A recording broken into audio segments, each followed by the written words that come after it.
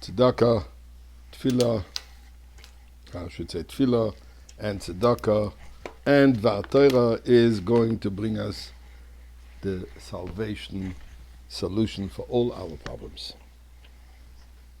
You know, there's old saying, you are what you eat. What is it that we eat? What is it that we can eat?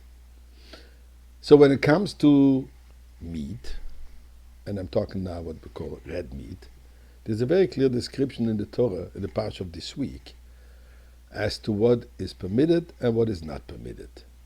I'm not talking now about the process of the preparation of it, the way it has to be, the animal has to be killed and prepared, and the blood, etc. I'm just talking about what kind of red meat, what kind of animal meat are we permitted to eat. So the Torah says the following. And why is it an issue? Why is something permitted and something not permitted? So says the Torah, Ki am kodesh ata l'Hashem Elokecha, because you are a holy people to God. U'b'cho bochar Hashem liyes l'olam segula, and it is you that God has chosen to be a treasured people, and therefore there is a certain behavior which is behooves with people who are chosen for a certain mission, for a certain purpose. And as we spoke earlier this week about the responsibility that we have in terms of bringing light to the nation, in assuring that the world has a moral compass. And then the Torah says like this, and therefore, lo soichal kol to'eva, to have that refinement,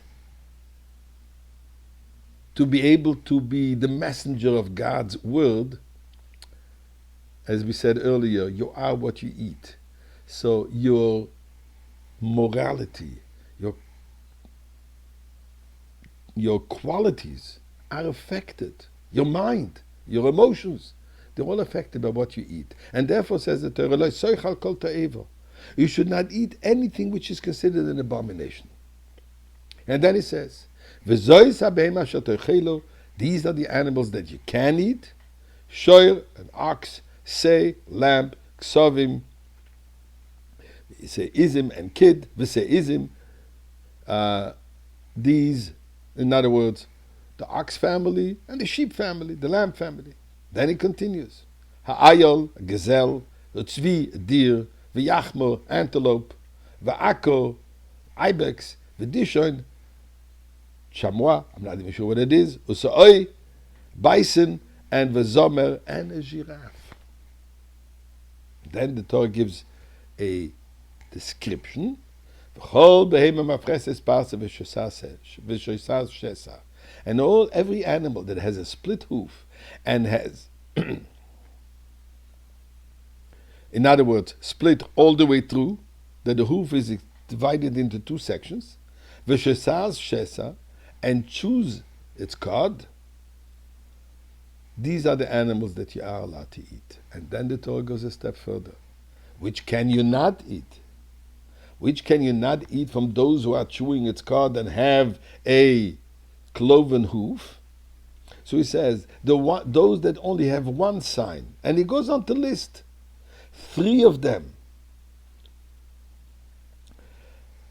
don't have a cloven hoof, but they chew its cud. And which one are they?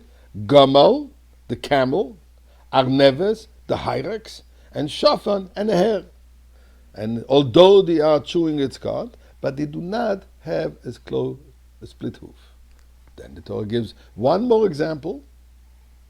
Finally, the pig, although the pig has mafris pas, has a cloven hoof, but it doesn't chew its cud.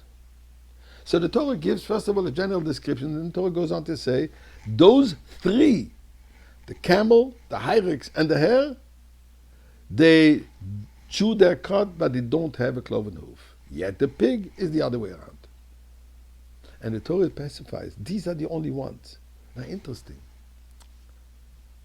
Who can know that in the entire universe there are no other animals that have either one of those signs?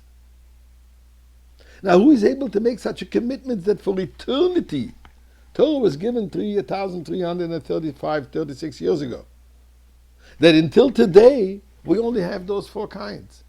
Who can do that? Obviously, no man can make such commitment. And why would he do such a commitment? Because if this turns out to be untrue, then it puts into question the entire Torah. So, for the one who needs an additional proof that the Torah, the Bible, is God-given, here is one. As that's what Maimonides actually points out. Only God is the one who knows that and can make that commitment for eternity, that that's what it's going to be. But Eibishter, one of the other things that we're going to do with those animals is bring them offerings in the temple. We're ready to do that today.